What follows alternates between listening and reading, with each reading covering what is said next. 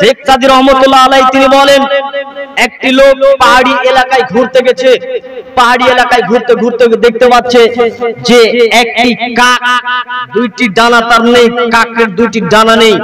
তা কাকটিকে ওই একজন ব্যক্তি দেখে বলছেন, আহ কি অসহায় কাকটি গো, এই কাকটি যদি এখন মারা যায় এই কাকটি খাবে কিভাবে?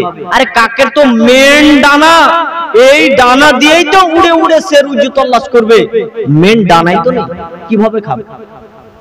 এই ব্যক্তি দাঁড়িয়ে দেখে দেখে দেখে চিন্তা করতে করতে হঠাৎ করে দেখতে পাচ্ছে বিশাল আকৃতির একটি ঈগল পাখি এসে তার মুখের সামনে খাবার দিয়ে চলে গেল। এই যখনই চলে গেল তখন এই ব্যক্তি দাঁড়িয়ে থাকা ব্যক্তি তখন বলছে, আরে একটি কাকের দুটি ডানা নেই, সে যদি সে রুজি তল্লাশ না করার পরেও যদি আল্লাহ তার মুখের সামনে যদি খাবার দিতে পারে, তাহলে আজ থেকে আমি আর কোনো ইনকামই করবো না, দেখি আল্লাহ আমাকে খাবার দিত, আল্লাহ আমার মুখের সামনে খাবার দেবে আর আমি ইনকাম করবো না। মানে এই ধারণাটা অন্য নিয়ে চলে আসে। তাও একদিন, দুই দিন, 3 দিন, 5 দিন চলে যায়, হয় না, কাজ হয় না। হুজুরের কাছে চলে গেছে, হুজুরকে গিয়ে বলছে, হুজুর আমি একটা কাককে দেখলাম দুইটি ডানা নেই, তা আমি চিন্তা করলাম এই কাকটি খায় কিভাবে সে রুজি তল্লাশ করে।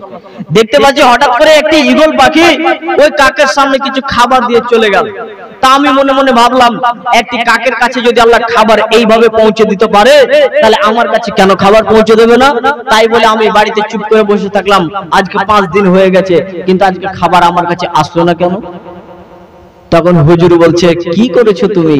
আহা, তোমাকে নিয়ে আর পারলাম না, কি আফসোস, তুমি ওই ডানা কাটা ওই কাকের মতো তুমি হতে চাইলে, তুমি ওই ঈগল পাখিটির মতো কেন হতে চাইলে না, যে নিজে খায় আবার 10 জনকে খাওয়ায়, নিজে খায় এবং 10 জনকে খাওয়াই।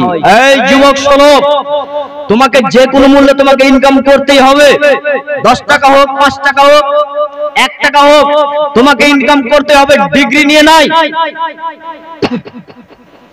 তুমি স্কুল কলেজে পড়েছো মানে দুনিয়াতে তোমাকে চলার একটা সুবিধা।